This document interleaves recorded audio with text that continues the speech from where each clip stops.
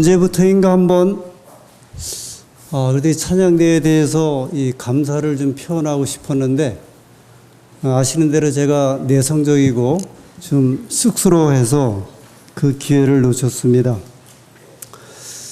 제가 무슨 얘기를 하려고 하는지 아시겠죠? 오늘 여러분들이 들으신 거는 대곡 같아요.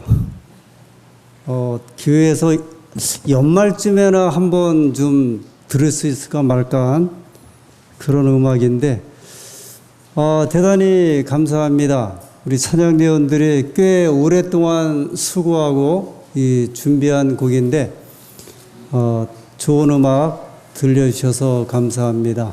우리 지휘자님에게 감사하고 그 반주자에게도 감사를 드립니다. 이 반주가 아주 절묘하게 이 반주가 맞춰주지 않으면 쉽게 이렇게 들을 수 없는 아주 귀한 음악입니다.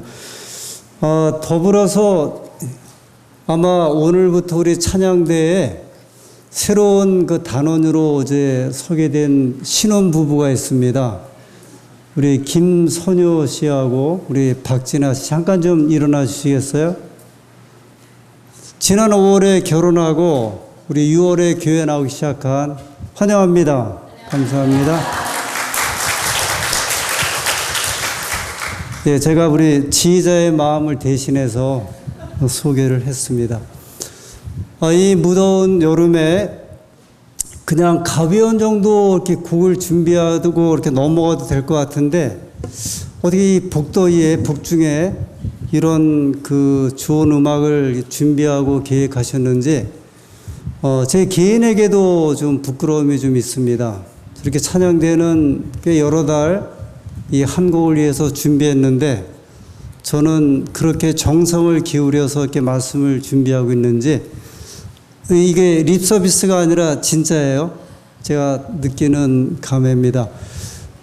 더불어서 이 무더운 여름에 또 안내를 보고 수고하시는 신무 집사님들, 그리고 매 안식일마다 식당에서 지난 안식일 봉사했던 분들 보면 완전히 그냥 이렇게 물 범벅이 돼갖고 애를 쓰는 그 모습을 보게 되었는데, 식당에 계신 집사님들 제 이야기 들리죠? 지금 손 흔드시네요. 지금. 하여튼 그분들을 포함해서 우리 집사님들에게도 다시 한번 심심한 감사의 말씀을 드립니다. 또 여러분들이 수고하셔서 저희들이 좋은 여름을 지내고 있다고 생각이 듭니다. 저는 이 안식일마다 그 열왕기서에 있는 말씀을 읽고 있습니다. 이 열왕기서를 이렇게 소개하면 이스라엘 역사의 가장 중심 시대의 그 이야기라고 생각하시면 좋겠습니다. 이스라엘의 그 나라가 세워지기 전에 사울을 통하여 세워지기 이전의 역사가 있었는데, 그 이전의 역사는 사실은 사사시대의 역사였고, 그 다음에 기록이 충실하지 않는 역사인데, 사울과 다윗, 솔로몬 그 뒤로 이어지는 이스라엘 역사는 이 구약의 아주 중심을 잡는 역사이기도 하고, 우리로 하여금 아주 무궁무진한 이 보화와 같은 교훈들, 말씀들을 주고 있는 내용입니다. 저는 원래 계획은 이 열왕기서에 있는 말씀을 20번에 걸쳐서 이제 말씀을 드리기로 하고 시작하였는데, 아직 중간도 가지 못했는데 17번째 말씀을 좀 전하고 있습니다. 이 말씀을 이렇게 파면 팔수록, 그 다음에 보면 볼수록 이 쉽게 지나칠 수 없는 내용들이 너무 무궁무진하게 담겨 있어서 제가 자꾸 이렇게 머물면서 이 열왕기서의 말씀을 드리고 있습니다. 오늘 드리는 말씀도 그런 말씀입니다. 제목이 하나님께 물어보세요. 사실은 완곡하게 표현해서 좀 약간 부드러운 편이고요. 원래 제 제목은 하나님께는 물어보거나 계십니까? 그런 제목이에요. 도대체 교우님들이요, 하나님께는 그래도 좀 물어보고 사십니까? 이런 제목인데, 저도 이제 나이가 먹어서 조금 부드럽게 표현하면 좋겠다 그래서 하나님께 물어보세요. 좀 그렇게 제목을 붙였습니다. 이 제목을 붙이고 나니까 우리 그 방송 프로그램이 생각납니다. 이런 비슷한 프로그램 있죠? 무엇이든 물어보세요. 우리 생활과 관련된 여러 문제들을 이렇게 궁금한 것들을 풀이해 주는데 그런 이제 프로그램이 있는 것으로 저도 알고 있습니다.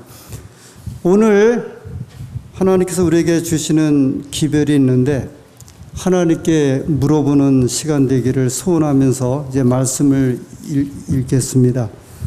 열왕기상 22장 1절부터 4절의 말씀입니다.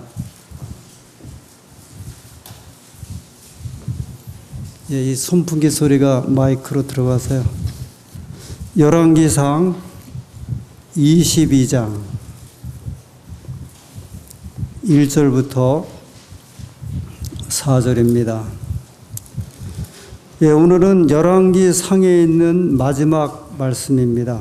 이 22장에 있는 꽤 긴 내용을 한 말씀 한 말씀씩 보면서 읽도록 하겠습니다. 먼저 열왕기상 22장 1절부터 4절에 있는 말씀입니다. 아람과 이스라엘 사이에 전쟁이 없이 3년을 지내었더라. 제3년에 유다 왕 여호사밧이, 남방 유다죠. 남방 유다의 왕 여호사밧이 이스라엘 왕에게 내려가매, 이제 북방 이스라엘이에요. 북방 이스라엘에게 왕에게 내려가매 3절. 이스라엘 왕이, 여기 이스라엘 왕은 아합입니다. 아합 왕이 그 신복에게 이르되 길르앗 라못은 본래 우리의 것인 줄을 너희가 알지 못하느냐?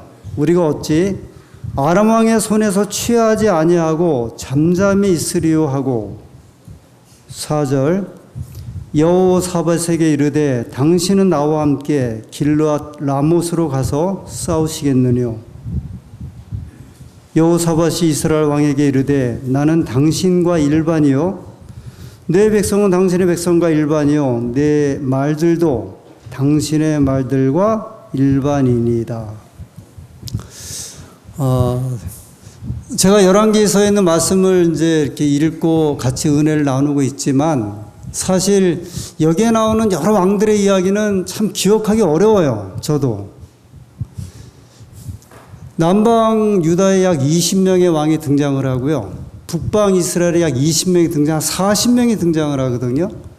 이 수많은 왕들을 우리가 우리나라의 세종대왕도 기억하기 쉽지 않은데 이 수많은 왕들을 다 이렇게 소개하기가 쉽지 않습니다. 그런데 오늘 소개하고자 하는 여호사밧 왕은 제가 이 말씀을 이렇게 찾고 여러 주석가들의 이야기를 이렇게 들어보면서 이 왕이 상당히 훌륭한 왕이에요. 남방 유다의 왕의 이름은 여호사밧, 북방 이스라엘의 왕의 이름은 그 유명한 아합인데 이 두 사람이 사돈이 됩니다. 그러니까 이렇게 생각하시면 돼요. 저기 문재인 대통령하고 김정은하고 이제 사돈지간이 되는 거예요. 사실은 원수지간인데. 그래서 아합의 딸 아달라하고 여호사밧의 아들 여호람하고 결혼을 해요. 의도는 있었는데 이 남방 유다의 여호사밧 왕이 좀 선한 왕이었기 때문에 늘 이렇게 남북이 전쟁을 하다가 이제 화친을 좀 맺었어요. 그냥 화친 맺기는 그러니까 이 혼인 동맹이죠. 그래서 이제 여호사밧의 아들하고 아합의 딸에 결혼하면서 두 사람이 사돈이 돼갖고 이 성경에 보니까 두 사람이 이제 서로를 이렇게 왕래하는 것 같아요. 북쪽으로도 올라갔다가 내려갔다 하다가 여호사밧이 저 북쪽으로 올라가서 사돈을 만났습니다. 사실 그 결혼시키신 분들이요, 애들 결혼시키고 사돈 만나기 거의 어렵잖아요. 상견례하고 결혼식과 특별한 일 아니면은 정말 이렇게 만나기 쉽지 않은데 이 원수지간 같은 두 나라의 사돈이 사이가 좋아서 이 말씀에 보니까 남쪽 유다의 여호사밧 왕이 북쪽에 올라가서 아합 왕을 이제 이렇게 만났어요. 그랬더니 아합이 기분이 좋아서 이렇게 이제 신하들에게 이야기를 합니다. 자, 여보게들, 우리 저 사돈 어른도 오셨는데 내가 한 가지 이야기할 게 있다. 그게 뭐냐면 저 북쪽에 길르앗 라못이 원래 우리 땅인데 저 아람 사람들이 우리한테 준다고 하더니 우리한테 좀 넘겨주고 있질 않다. 그래 이걸 우리가 좀 뺏어와야 되지 않겠느냐. 그러면서 사돈에게 또 물어봐요. 사돈 어른, 우리가 저걸 뺏으려고 하고 싶은데, 이 말은 전쟁하고 싶은데 사돈 어른도 좀 도와주겠습니까? 이 말을 듣고 이 남쪽에서 올라온 사돈이 당신의 마음이나 내 마음이나 같고 당신의 말이나 내 말이나 같은데 내가 이제 도와주겠습니다. 근데 길르앗 라못은 어떤 지역이냐면 원래 성경에 보면 그 도피성 가운데 하나였어요. 이스라엘의 도피성이 12곳이 있었는데 이제 동쪽에 6곳, 서쪽에 6곳이 있었는데 북쪽에 있는 마지막 그 도피성이 뭔지 아시죠? 이스라엘 백성들이 부지 중에 살인을 하면 도망가서 이제 살았던 그곳인데 저 아람 군대에게 뺏겼거든요.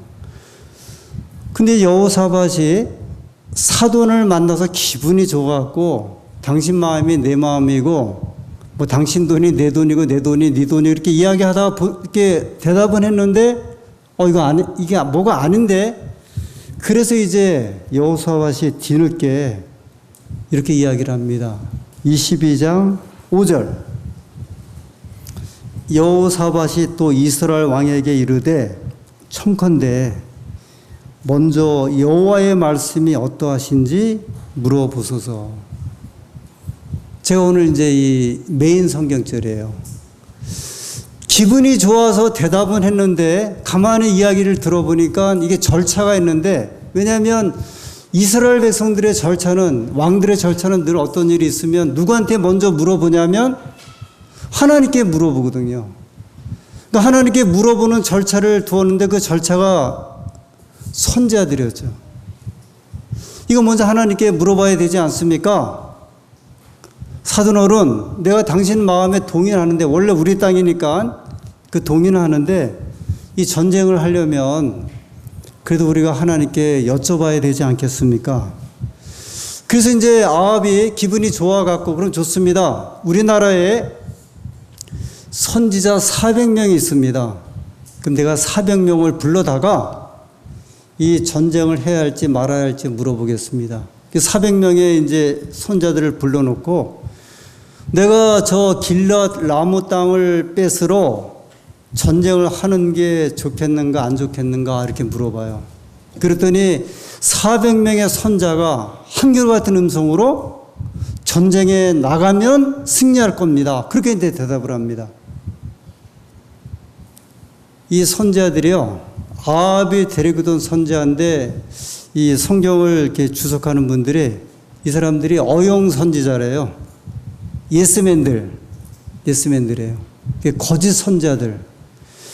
그 여호사밧이 이럴 수는 없다. 왜냐하면 400명 가운데 한두 사람 정도는 반대가 있어 이게 말이 맞는데 한결같이 이렇게 다 이 왕의 말을 들어줄 때 그래서 이제 이런 이야기를 합니다.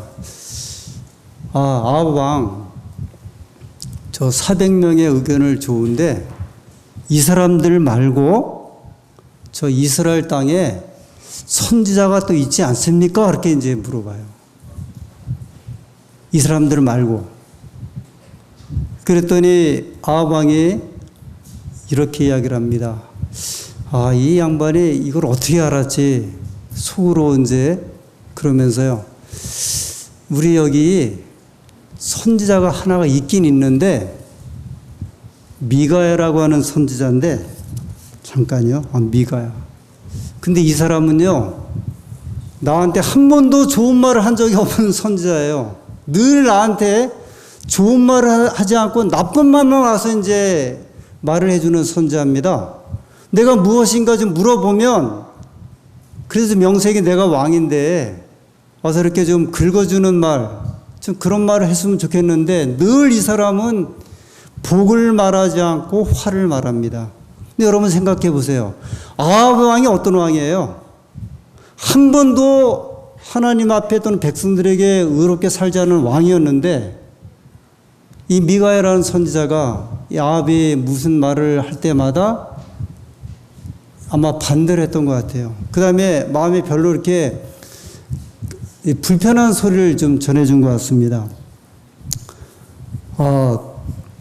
사돈, 늘 이렇게 그 좋은 말만 하는 사람들도 필요하지만 때에 따라서 나도 이렇게 왕을 해보니까 내 옆에 그래도 충원하는 사람, 소위 직언하는 사람은 필요합니다. 그러니까 미가야를 한번 불러서 그래도 그 선자가 진실한 것 같으니 하나님의 뜻이 어디 있는지를 한번 좀 물어봅시다. 그래서 이제 아하바에 할 수 없어서요.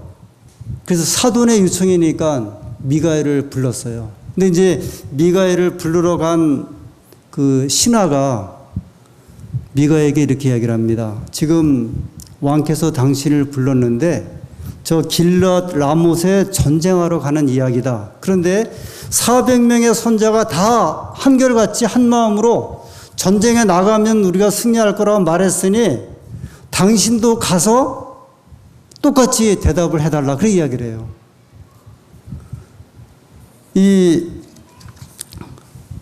선지자가 미가야가 이렇게 이야기를 합니다. 이게 유명한 말인데요.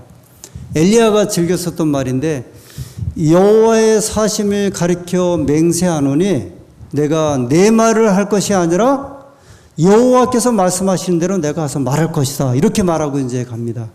사실 이 말은 이 죽음을 불사하고 가겠다는 이제 그런 표현이기도 하고, 하나님께서 내가 말씀하신 대로 내가 전할 뿐이지, 내가 하나님께서 이렇게 오른쪽으로 가라고 했는데 내가 당신들에게 왼쪽으로 가라고 내가 말을 할 필요가 없다. 하나님께서 말씀하신 대로 가겠다. 그래서 이제 마침내 미가야 선자가 이제 올라오는데 그 광장에 여호사밧 왕이 이렇게 앉아 있고 아합 왕이 이제 앉아 있고요. 이 마치 이제 정말 평화의 그 남북 그 정상회담 하는 것 같아요. 두 사람 앉아 있고 선자들이 이제 400명이 있고 백성들이 있는데 거기서 이제 쇼가 벌어져요. 그러면서 선지자 한 명만 한 명마다 나와갖고 예언을 합니다. 내가 하나님께 기별을 받았는데, 그러면서 시드기야라고 하는 선자가 딱 나오더니 그 철을 가지고 뿔을 이렇게 길게 만들어서요. 그러니까 창을 맞는 것 같아요. 그래서 막 휘두르면서 이제 막 찔러대요. 앞에 이제 무슨 이렇게 장식품이 막 찔러대면서 하나님께서 나한테 예언을 주셨는데 이렇게 막 그 적군을 찔러대듯이 왕께서 전쟁터에 나가서 막 찔러대면 전쟁에 승리하겠습니다. 여러분 지금 이 장면이 22장에 나오는데 이게 정말 개그 콘서트에 나오는 장면 같아요. 이 봉숭아학당 지금 같은 지금 스타일이에요, 지금. 근데 또한 선자가 나오더니요, 막 칼을 가지고 돌면서 나와갖고 내 칼 이렇게 막 치는 대로 왕이 나가서 전쟁하면 이긴다고 했습니다. 그때 아합이 막 박수 치면서요, 좋다. 마침내 미가야가 왔어요. 그래서 이제 아합이 물어봅니다. 내가 길르앗에 가서 저기 올라가서 전쟁을 하면 승리하겠느냐 못하겠느냐. 그랬더니 미가야가요, 왕이 원하는 말을 해요. 좋습니다. 왕이시여, 전쟁에 나가면 승리할 겁니다. 그럼 어떻게 된 거예요, 이제? 이제 왕의 말이 맞았어요. 그랬더니 아합이요, 정색을 하더니 저놈 뭐라고? 저놈이 늘 나한테 좋은 말을 하지 않고 지금 나쁜 말만 한다고. 이게 무슨 말이냐면요, 아합이 눈치를 챘는데 이 미가야 선자가 한 말은 진짜 전쟁에 나가라는 말이 아니고요, 나가면 안 된다고 하는 말을 비꼬서 하는 걸 알았어요.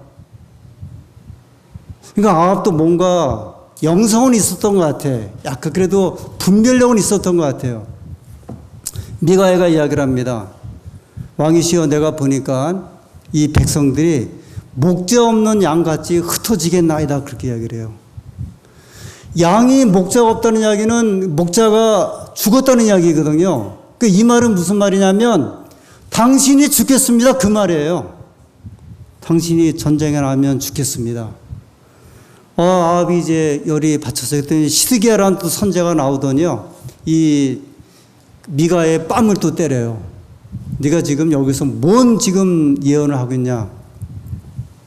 근데 미가야가 아주 유명한 말씀을 한 말씀을 하는데 22장 19절 22장 19절입니다. 미가야가 가로되 그런즉 왕은 여호와의 말씀을 들으소서. 내가 보니 여호와께서 그 보좌에 앉으셨고 하늘의 만군이 그 좌우편에 모시고 서 있는데 20절에 여호와께서 말씀하시길 누가 아합을 깨어 저로 길르앗 라못에 올라가서 죽게 할까 하시니 하나는 이렇게 하겠다 하고 하나는 저렇게 하겠다 하였는데 21절 한 영이 나와 여호와 앞에 서서 말하되 내가 저를 꾀겠나이다. 여러분 이게 지금 여기 이 장면 보면 혹시 여기서 잠깐 지금 여기 이 장면 보면 성경 욥기서에 나오는 지금 장면이 생각나지 않으세요? 지금 욥기서의 장면이 여기 지금 다시 보여지고 있는데요. 이런 이야기예요. 미가야가 이런 이야기예요. 내가 보니까 이게 무슨 말이에요? 이 선자들 가운데 굉장히 이게 그 유명한 말인데 특별히 다니엘서에 보면 다니엘이 계시 가운데 계시 시작할 때 첫 말이 뭐냐면 내가 보니 그거예요. 이 말은 뭐냐면 내가 계시를 통하여 봤다는 거예요. 그 다니엘은 하나님께서 자기를 통하여 주시는 이 세상 그 장래의 모든 것을 이렇게 보았거든요. 그런데 미가야 선자도 봤어요. 미가야가 말하길 내가 보았는데 지금 무엇을 보았냐면 하나님 보좌를 본 거예요. 하늘을 보았는데 거기 하나님의 보좌가 있고 그 다음에 그곳에 이제 이 좌의하고 있는 사람들이 있는데 하나님께서 물으셨다. 뭐라고 물었냐면 누가 가서 아합을 깨워갖고 저 길르앗 라못을 뺏어오도록 전쟁을 일으키는 그 마음을 주겠느냐 그 이야기예요. 그 이야기는 뭐냐면 여러분 이게 제가 이 말씀을 보면 이게 제가 이런 장면들이 이제 종종 또 다니엘서 10장에도 나오잖아요. 다니엘 10장에도 보면은 그 바사의 왕을 고레스의 마음을 갖다가 이렇게 빼앗기 위해서 미가엘 예수님하고 사단이 전쟁하는 그 모습이 또 등장하거든요. 근데 여기도 보니까 하늘 보좌에서 이 지구상에 벌어지는 장면을 하나님께서 지금 보고 계시는데 누가 저 아합을 마음을 깨워서 전쟁 일으키도록 하겠냐 그랬더니 한 영이 나타나 갖고요. 내가 하겠다 그랬어요. 여러분 이 한 영이 누구 같아요? 마귀예요, 마귀. 왜냐하면 마귀는 이 지구의 주인이었거든요. 이 지구의 주인이었잖아요. 아담이 원래 주인이었는데 범죄함으로 뺏겨서 마귀가 주인이 된 거거든요. 그래서 이제 욥기서 2장에도 보면 하늘에 그 장자총회 할 때 1장에 나오는 이야기 그 장자총회거든요. 장자총회에 그 별들의 대표자가 올 때 마귀가 그러니까 지구의 대표자가 돼서 와갖고 욥에 대한 이야기를 한 거예요. 여기 이 장면도 누가 지금 왔냐면 마귀가 와갖고 한 영이 와서 내가 어떻게 하겠다는 거예요. 저 아합의 마음을 한번 좀 꼬셔보겠다 그 이야기예요. 이 이야기를 지금 누가 하냐면 미가야 선자가 이야기를 하는 거예요. 내가 계시록 가운데 보니까 지금 왕이 하는 일은 무슨 일이냐면 한 영이 그 그릇된 왕이 와서 하나님께 말씀해서 당신을 꾀겠다 한 겁니다. 근데 이 말을 했음에도 불구하고요. 아합이 전쟁터에 나가요. 40장에 보면 이게 전쟁 나갈 때 변장을 하고 나가거든요. 왕의 복장을 안 하고 일반 군인 복장을 하고 나가다가 저 아람 군대의 군사가 우연히 쏜 화살에 맞아갖고 이 아합 왕이 죽습니다. 그러고 나서 열왕기상의 이야기는 마치고 아합은 이제 죽음으로 마쳐요.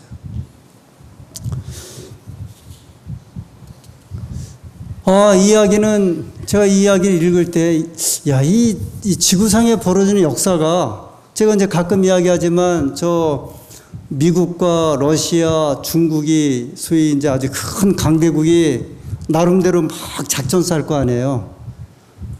미국에 있는 사람들은 미국의 그 지도자들은 거기서 모여서 막 작전을 짜고 그 다음에 중국에 있는 또 사람들은 이 세계를 어떻게 제패할까 막 작전을 짜고 러시아는 그럴 때 이 그 지구에 벌어지는 이 장면들 속에 누가 그것을 이제 바라보고 계시냐면 하나님께서 이렇게 바라보시는구나. 사실 제가 이제 자주 말씀드리지만 대한민국은 여기 이렇게 우리가 말하는 지정학적 위치에 볼 때 참 정말 연약한 나라예요. 그죠? 이쪽으로 그 외놈들, 소위가 말하는 일본 애들이 있고, 북쪽으로 저 북한 애들이 있고, 너머에 러시아 있고, 그 다음에 중국이 있고. 사실 어떻게 생각을 하면요. 이게 무너지기가 정말 쉬운 나라임에도 불구하고 이 나라가 계속 하나님께서 이렇게 이끄시고 번영하시는 이유는 저는 하나님 백성들이 아주 기도와 눈물과 그 다음에 저 하늘 보좌에서 이 땅을 이렇게 헤아려 보실 하나님의 섭리가 아니고서는 이게 정말 어렵다는 생각을 하게 돼요. 이게 정말 어려운 거거든요. 이게 이 나라가 이렇게 여러 조건을 볼 때 우리가 밉든지 곱든지 아무튼 간에 미국이라는 나라가 그나마 버티고 있다는 그 사실 하나 자체도. 근데 그 미국이나 중국이나 러시아를 저는 그냥 그게 이제 그 나라가 그냥 이렇게 그대로 뭐 자기들끼리 전략을 세우고 막 이끌어서 그렇게 가지만 그것을 이끄시는 하나님의 역사하심이 열왕기상 22장에도 좀 보인다는 거죠. 그래서 우리가 더 많이 기도해야 할 이유가 있는 것이면 틀림이 없어요. 그런데 저는 이 여호사밧의 이야기를 통해서 여호사밧이 제안했던 열왕기상 22장 5절에 청컨대 먼저 여호와께 물어봅시다. 청컨대 먼저 여호와께 물어봅시다. 저는 몰랐는데 사실 이 열왕기서를 공부하고 어젯밤에 또 이렇게 여러 책들을 보다가 이 여호사밧이 이스라엘의 3대 그 성군 중에 한 명이래요. 마태복음 1장에 보면 예수님 족보 나오죠. 1장 9절에 이 여호사밧 왕이 나와요. 그 예수님의 조상으로 아주 훌륭한 왕이었어요. 그 다음에 우리가 이제 그 엘렌 지 화이트 선자를 이렇게 이야기를 할 때 그 선자에 대한 이제 기별을 우리가 준수하고 이제 따라야 한다고 할 때 유명하게 이제 언급하는 말씀이 역대하 20장 20절. 너희는 선자를 신뢰하라. 그 선자를 여호와를 신뢰하라. 그 여호와를 신뢰하라. 이 굉장히 우리가 자주 인용하는 말씀. 근데 그 말을 누가 했냐면 여호사밧이 했어요. 여호사밧이 저 아람 군대가 쳐들어왔을 때 자기께 턱밑까지 왔을 때요. 그 백성들 앞에 모여놓고서 그가 무서워서 뭐 떠는 게 아니라 백성들 앞에서 한 말이 뭐냐면 여호와를 어떻게 하라? 신뢰하라. 여호와를 신뢰하라. 그 선자를 신뢰하라 이렇게 말했던 왕이 누구냐면 여호사밧이에요. 근데 그 왕이 아합의 그릇된 판단을 할 때 그 앞에 서서 말하기를 누구에게 물어봐 달라고요? 여호와께 물어봐 달라고요. 제가 이 목회를 하는 가운데 이렇게 만났던 사람들 가운데 기억나는 이제 몇 청년들이 좀 떠올라서 그 청년들에 대한 이야기를 좀 적어봤습니다. 제가 그 서대문교회에서 목회를 할 때 한 군인 청년이 저희 교회에 출석을 했어요. 수방사, 수도방위 사령부에 근무를 했는데, 거기서 이제 무슨 일을 봤냐면, 학원 사찰이라고요. 이제 학원, 그 대학교에 이렇게 들어가서 데모하는 조짐 이런 걸 보고 이렇게 이제 보고하는 이제 그런 이제 업무를 받습니다. 지금은 아마 없을 거예요. 예전에 그 유명한 이런 일이죠. 근데 이 청년이 목사님 이제 제대를 앞두고 이제 왔는데 목사님, 제가 지금 큰 걱정이 하나 있습니다. 제가 이제 제대를 해야 되는데, 우리 부대에서 이런 요청이 왔습니다. 내가 제대하면 복학을 하는데, 신촌에 있는 아주 좋은 대학이에요. 거기에 가서, 네 친구들을 좀 보고 와라. 그 유명한 학원 프락치예요. 프락치. 그러면서 장학금을 다 준다 그랬고, 생활비 준다 그랬고, 그 다음에 대학을 졸업하면 이제 그 정부 기관에 이제 취업하는 조건이에요. 그 제가, 야, 그거 네 친구들 고발하는 거 아니냐. 근데 인생에 있어서 우리가 제일 남는 게 뭐냐면 고등학교, 대학교 때 친구인데 네가 어떻게 친구를 그게 데모하는 애들 고발하는 거거든요. 그거 알죠? 옛날에 다 있었어요. 내가 생각하기에는 너 그러다 만약에 발각되면 또는 배신자가 되고 그 유명한 대학에서 아주 리스트에 올라가고 네 인생에 있어서 이건 맞지 않다. 혹시 간첩을 고발하는 거는 할 수 있는데 어떻게 같이 공부하는 친구들을 갖다가 그거를 보고를 하느냐. 네 생각은 어떠냐. 목사님, 저도 이게 맞지 않다고 생각이 듭니다. 이건 그리스도인이 하면 안 된다. 이 학생이 바로 이제 복학을 못하고요.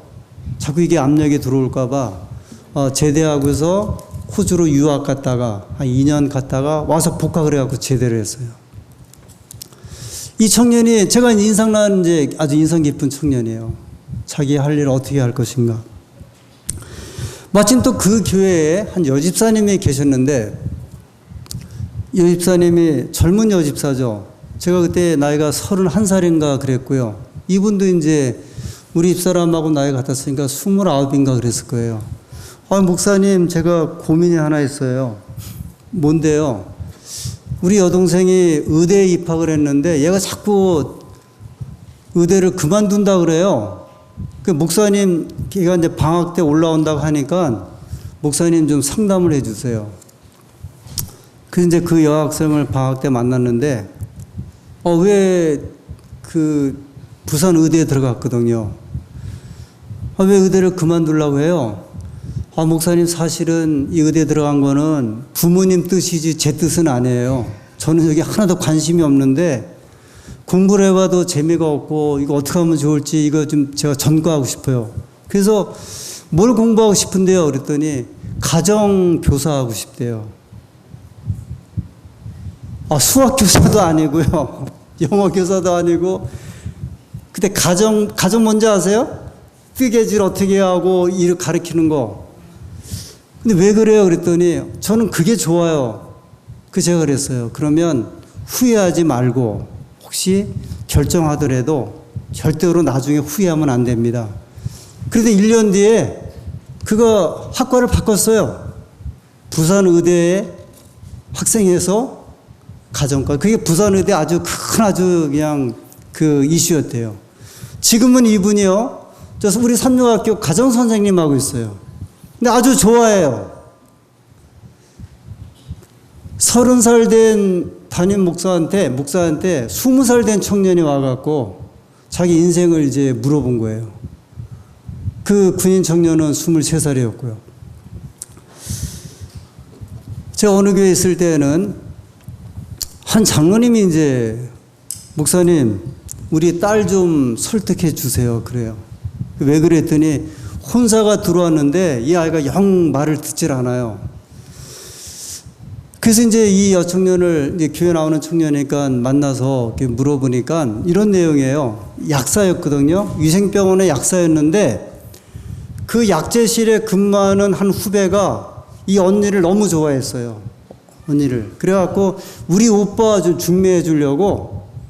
그래서 이제 장모님 만나고 그 다음에 다 연락이 된 다음에 그 오빠의 아버지, 이 장로님이 저하고 우리 교회 여청년 아버지를 이제 초청해서 저 롯데 호텔에서 아주 식사를 잘 했어요. 그러면서 그 장모님도 저한테 목사님, 이 혼사가 좀 성립될 수 있도록 좀 도와주십시오. 그래서 저도 알았다고 야, 이게 참 쉽지 않은 혼사인데 이런 일도 있구나. 왜냐하면 이제 여청년 가정은 아주 어려웠고요. 어려운 것도 일단 그냥 그 평범해서도 아주 어려운 가정이었고, 이 장로님 저쪽의 아들 쪽은 엄청 부자였거든요. 그 제가 이 청년을 불러서 이제 물어봤어요. 내가 이 소식을 들었는데 어떻게 된 거냐 그랬더니, 목사님, 제가 두 가지 이유 때문에 결혼을 못할 것 같아요. 첫 번째는 내가 그 남청년을 만나보니까 신앙이 저하고 안 맞아요. 그 다음에 이 생활관이 안 맞습니다. 왜냐하면 이 청년은 미국에서 유학하면서 그렇게 살았던 청년이고요. 두 번째는 그 집하고 우리 집하고 너무 차이가 나요. 그 20년 전인데 제가 듣기로 재산이 한 200억, 300억 됐다고 들었어요. 엄청 우리 교단의 이제 부자였거든요. 근데 저 같으면 제가 제 딸이면 뭐라고 하겠어요? 그래도 좀 참아서. 왜냐하면 그래도 좀 며느리로 들어가서 그 집이 어려운데 그래도 좀 한번 도와줄 수 있잖아요. 장모님도 이제 그런 기대가 부모님 있었어요. 근데 여청년 말을 들어보니까 이건 옛날하고 다른 시대인데 내가 뜻이 맞아야 살아야 되는데, 그래서 제가 뭐라 그랬냐면, 그냥 그럼 우리 주연 씨 결심대로 하라고. 그 장로님 만나서 그래서, 장로님 강요하지 맙시다. 제가 보니까 이게 장로님 세대하고 우리가 다른데 이 청년을 따님이지만 자기 소신도 있는데 그냥 강요하지 말자고. 장로님이 막 속이 상해갖고요. 근데 이 청년은 나중에 미국에 결혼해 가서 로마린다 치대 공부하고, 치대 공부하면서 새 아이를 낳고, 그리고 이제 지금 병원을 개업해서 잘 살고 있어요. 저는 잘 사는 이야기를 하려고 하는 게 아니고요. 근데 그들 삶에 고민이 있을 때 물어본 거예요. 물론 이제 저한테 물어본 거지만 그 장래를 그래도 이제 하나님의 종이라고 하니까 그 삶에 대한 것을 한번 좀 물어본 거예요. 근데 그게 제가 볼 때 되게 다 젊을 때였더라고요. 30대 때, 막 30살, 31살 때, 23살, 20살의 청년들, 또는 장로님 저보다 20살이 많은 분이었는데, 저랑 이야기를 나누면서 그 삶에 대한 것을 이렇게 좀 이야기를 해봤어요. 혹시요, 요새는 교인들이 어지간해서 뭘 물어보지 않고 상담을 안 하시더라고요. 그게 좋다 이거예요. 그거는 이제 개인 시대니까. 근데 하나님께는 좀 물어보고 사세요? 어떠세요? 저한테 안 물어보는 거는 제가 탓은 안 하는데, 저는 그렇다 치더라도 하나님께는 좀 물어보고 계십니까? 제가 이런 생각이 좀 들더라고요. 그러면, 근데 예전에는 좀 많이 물어보고 기도해 주세요 하고서 이렇게 살았는데, 지금은 어떠세요? 제가 진심으로 여쭙는 거예요. 여러분, 인생에 대한 문제들을 하나님께는 그러면 한번 좀 물어보고 계십니까? 신앙에 자신감이 있어서 그럴 수도 있고요. 어떤 때는 하나님께 미안해서 못 물어볼 수가 있어요. 그죠? 하나님께 미안해서. 또 하나님께 신뢰하는 게, 이게 하나님께서 나를 이렇게 이끌어 주실까? 아니면 습관이 안 돼서. 저는 그렇게 해본 적이 없는데요. 그러면 한번 하나님께 좀 물어보세요. 하나님, 이 문제를 어떻게 합니까? 제가 이게 궁금해서, 여러분, 천주교에서는 천주교인들이 고해성사 하잖아요. 근데 우리가 그것을 많이 나쁘다고 이야기를 했죠. 이야기 하잖아요. 그죠? 예수님께 고해성사 할 거를 인간 대리자에게. 근데 한편 생각해 보니까, 그 고해성사도 필요한 것 같다. 그래서 제가 그 천주교에 있다 오신 집사님에게 여쭤봤어요. 혹시 고해성사가 정기적으로 있습니까? 했더니 정기적으로 있대요. 꼭 죄를 져서 하는 게 아니고요. 1년에 한 번인지 와서 이렇게 그 성사가 있대요. 그래서 우리 교회도 이걸 한번 좀 해볼까, 지금. 좀 도대체 고민이 뭐가 있습니까? 기도할 일이 뭐가 있습니까? 우리가 교회 다니잖아요. 또는 교회 사업을 하면서 교회는 이 교회를 왜 다녀요? 하나님 때문에 교회를 세웠고 모였는데 하나님께 묻지 않는다면 그게 무슨 교회 일이에요? 그렇지 않습니까? 여러분과 제가 신앙을 하는데 신앙하는 이유는 뭐냐? 하나님 때문에 하는데 그렇게 신앙하는 분들이 하나님께 묻지 않는다면 그게 무슨 신앙이에요? 아무 의미가 없잖아요. 이것은 마치 요한계시록 3장에 문 밖에 예수님을 세워놓고 문을 열어주지 않으면서 신앙하는 것과 똑같은 경험이죠. 이 선자왕 121페이지에 하나님의 종이 이렇게 우리에게 권면하셨습니다. 그대의 경험 중에 믿음을 행사하라 그랬어요. 믿음을 좀 한번 행사해봐라. 우리가 한번 살아가면서 우리가 가진 믿음을 한번 좀 나타내보라는 거예요. 하나님 앞에 또는 내 개인 생활 속에. 그러면서 이렇게 말씀을 하셨습니다. 거룩한 역사를 기록한 것은 성경의 이야기예요. 성경의 이 거룩한 역사를 기록하신 것은 단순히 우리들이 읽고 경탄하라는 것이 아니요, 옛날 하나님의 종들이 행사한 동일한 믿음을 우리들도 행사하게 하려 합니다. 그랬어요. 성경을 주신 이유는 엘리야, 믿음 크죠. 여호사밧 왕. 근데 주신 이유는 간단하게 우리도 그들처럼 믿음을 행사하기 위해서, 하나님께 우리의 믿음을 행사하는 주의 종들이 되기를 간절히 소원합니다.